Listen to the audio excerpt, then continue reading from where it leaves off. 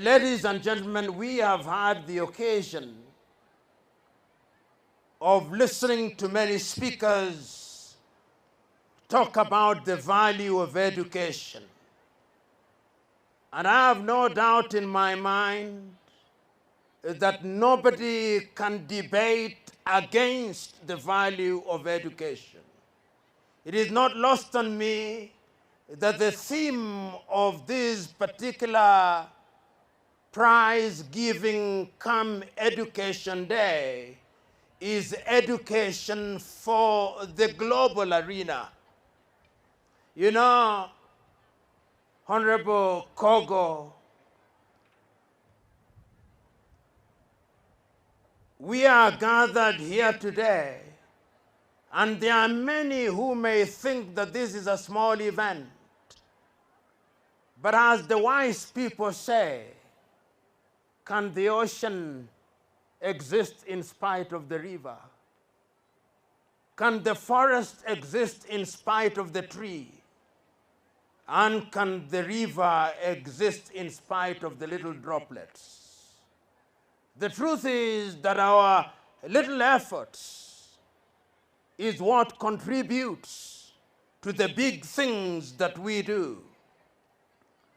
I am moved through the testimonies of those who have spoken before me that in this sub-county you are the only one who has seen the wisdom for the third time to organize an event such as this. In other places, when I said things such as I've said about you, and my audience carried their hand, they would have clapped for you. But it appears to me that this audience has not. You are to be praised. I'm also happy that you have succeeded in putting together all the sectors of education in this part. I've had the advantage of listening to professors of universities. I've had the advantage of listening to the trade union leaders representing different cadres of teachers in the country and in the region. I've had the advantage of listening to the local politicians. I've had the advantage of listening to my good friend, the governor of Nandi, and I've heard the praises and the songs and dances that have been performed by our young men and women who have performed here to demonstrate to us that education is not only the academic aspect of it, but all other aspects which are now being given their pride of place in the new curriculum. We are praising you and those who have worked with you, and we want to encourage you because this is the generation that will ensure that our country realizes our potential. You know, when I read history, and many of us will remember that history, it was said that on the eve of independence we had identified three enemies. That we had identified poverty, we had identified disease, and we had identified ignorance.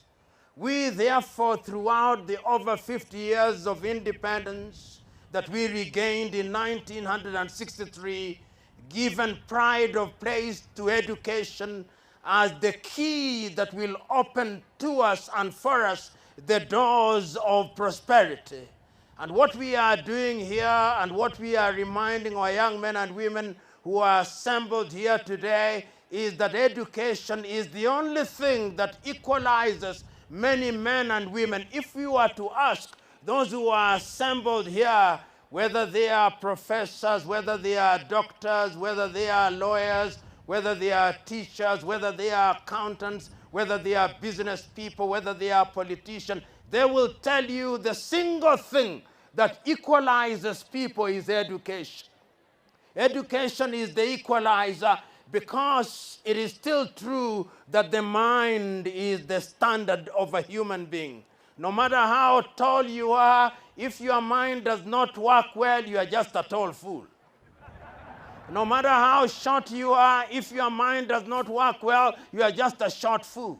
But if you have a mind, no matter how tall and no matter how you look like, we will recognize that there goes a man and a woman whose mind speaks for itself. And that is why we are celebrating the men and women who have organized this event. And that is why we are encouraging our young men and women that if you are to be celebrated 10 years from today, the only thing that you must focus on is education. But you know, there is the tendency of thinking that if you are a village champion, you are a champion. No. A village champion is not a champion, he is only a champion in his village. It is the great Tanzanian musician Baraka Mwinshehe Mwaruka who sang Jogoo wa shamba hawiki mjini. And I'm telling you and reminding you that if you are good in Kapsabet, you are only as good as you are good in Kenya. And that is why every time I celebrate Kapsabet High School, because you are not only good here, you are good nationally. And when you are good nationally, it means you are good in the East African region. And when you are good in the East African region, you are good in Africa. And when you are good in Africa, you can now compete with the world, because that is where the competition is. You know, Grace, who is a CEC, and whom I have met today, as we were listening to the performances that we were enjoying, we shared, and she told me that she was once a teacher, a high school teacher. She is now a CEC at the level of policy formulation. The beauty of education is that it opens many doors for you. You can choose to be a teacher, and when you are tired of teaching and you are sitting at home, some governor, including my good friend Sang, will identify you and make you a CEC. That is what happens. But if you did not go to school, we will never find you, because you will be hidden in some village doing next to nothing, which is not good for you and for anybody. We are therefore encouraging you to use the occasion that you have to ensure that you prepare yourself for tomorrow. The professors who are here will tell you, and I'll name them by name. Professor Ngala was sitting comfortably in his rural home, and sometimes in Mombasa.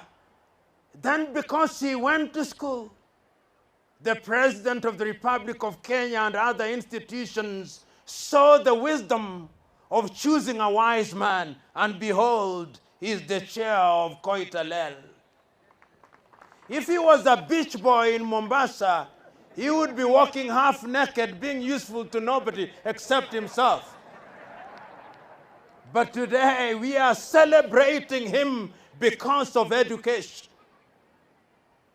Professor Mayo, who is sitting here at Baraton University, the reason why he was selected is because there is something in his mind. The directors of education that you listen to here, they are men and women that we are celebrating because there is something between their ears. And when there is something between your ears, you don't have to tell us. You open your mouth and we know that there is something useful between your ears.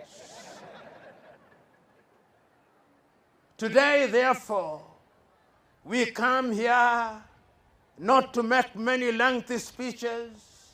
We come here to remind ourselves and to remind the young men and women that there is a future, that the world is looking for new young men. And what are the new young men that the world is looking for? The world is looking for new young men who are disciplined, Because discipline is at the heart of who you are. No matter how educated you are, no matter how rich you are, if you do not have the gift of discipline, then you are a danger to society.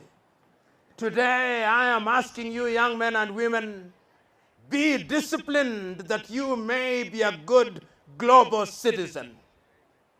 The world is looking for young men who are humble.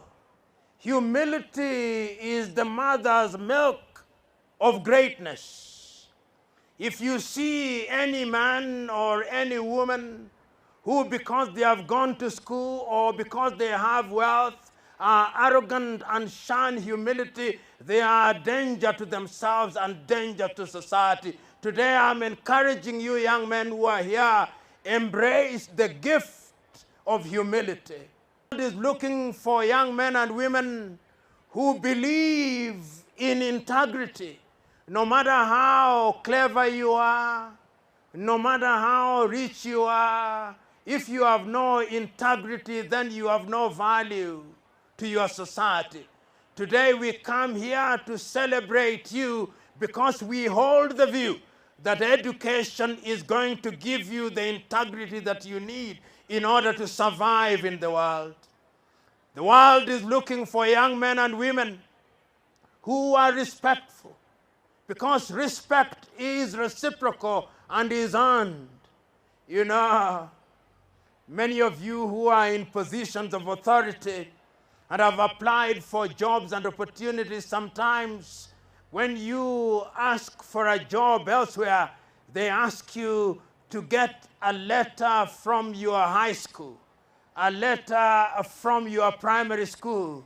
That is when we discover that you are expelled in every school that you visited. And even if people wanted to employ you, they think this is trouble personified.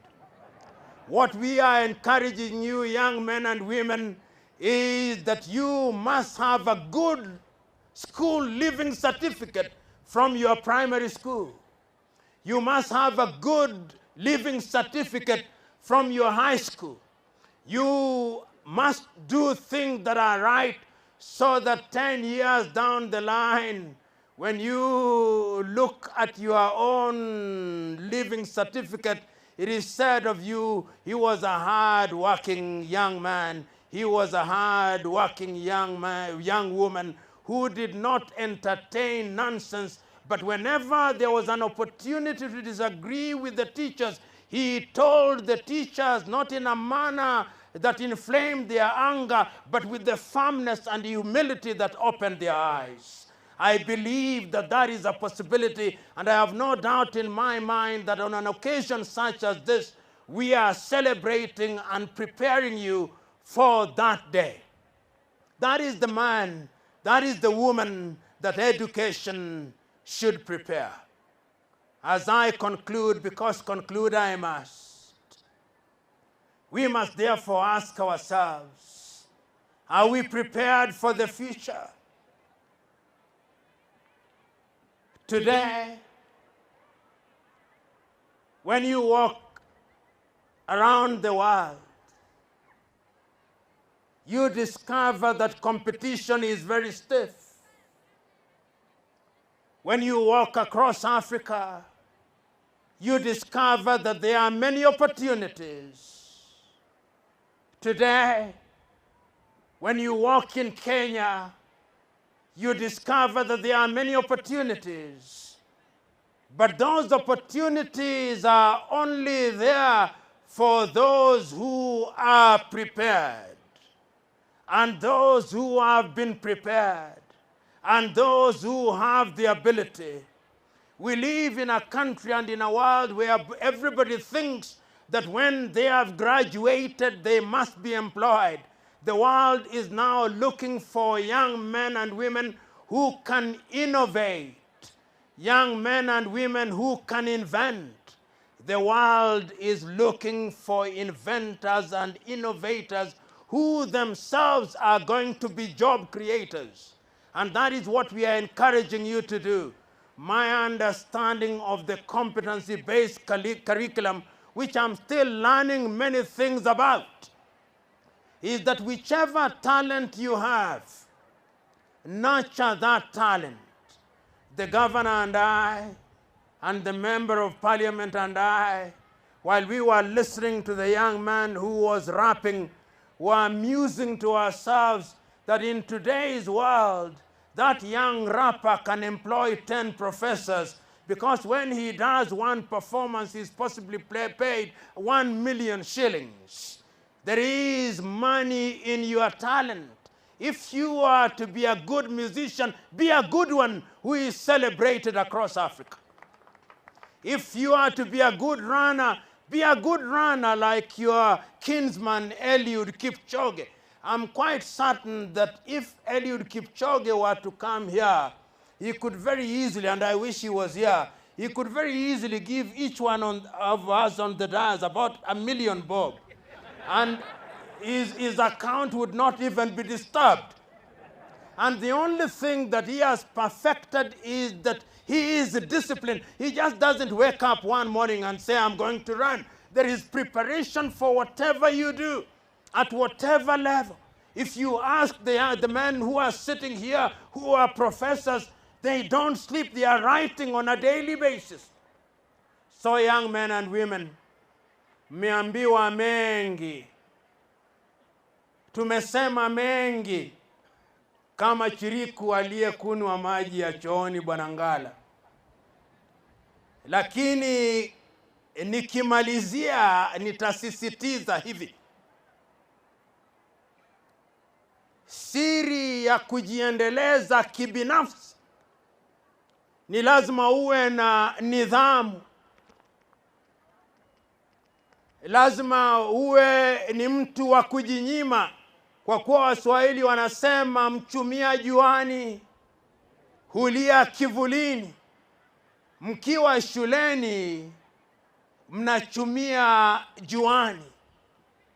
Wakati wa kulia kivulini, na wakati wa kusifiwa, na wakati wa kushabikiwa, na wakati wa kusherehekewa itakuja. Ndiyo maana unaona hawa wenzetu hapa tunawaenzi, tunawasherehekea.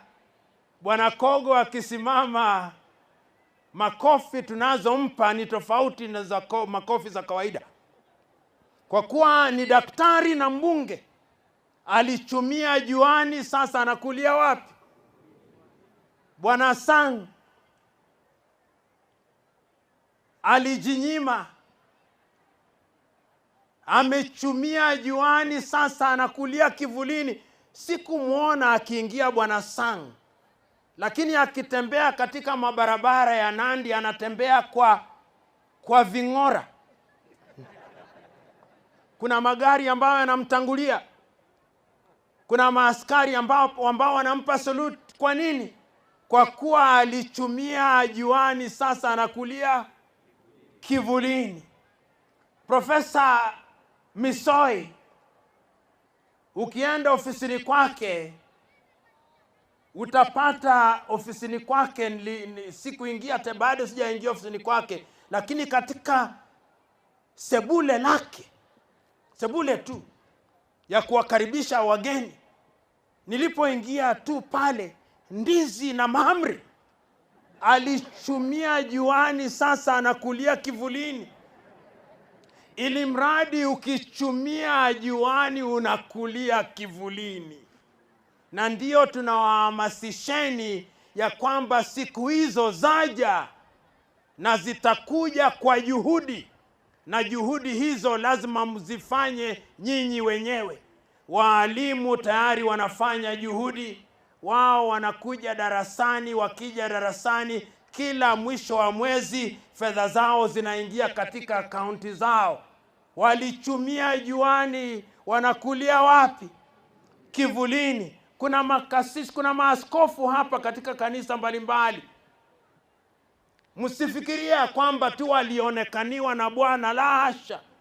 Bwana aliwaonekania, lakini pia walienda shuleni. Ndio Bwana siku hizi anaonekania wale ambao wameenda shuleni.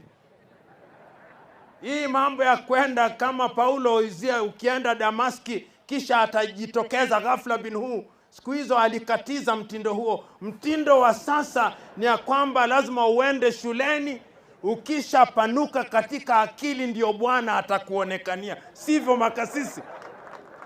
Kwa hivyo ndugu zanguni, asanteni sana. Ninasisitiza ya kwamba nina hakika ya kwamba hatua ambazo zimechukuliwa na wazazi na waalimu na wahusika wote, wadau wote, ni hatua ambazo zinastahili kushabikiwa, na ni ukweli usiopingika. Ni ukweli usiopingika ya kwamba kizuri chajiuza, chema chajitembeza, na ni ukweli usiopingika ya kwamba chanda chema huvikwa pete. Daktari ndugu Kogo, wewe ni chanda chema, tunakuvika pete. Wanafunzi ambao walipasi katika mtihani, nyinyi ni vyanda vyema, tunawavika pete. Walimu ambao mlishiriki katika kuandaa na kunoa vijana hawa, nyinyi ni chanda chema, mnastahili kuvikwa pete. Wazazi ambao mlijinyima ili kulipa karo, nyinyi ni chanda chema, mnastahili kuvikwa pete.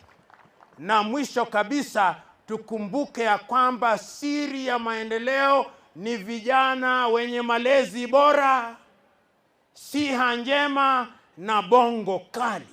Vijana hawa nina hakika, nikitumia mfano wa Kapsabet, wana siha njema, malezi bora na bongo kali.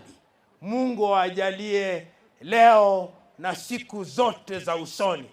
Na nyote ambao mnapendana, kongole siku hii ya wapendanao.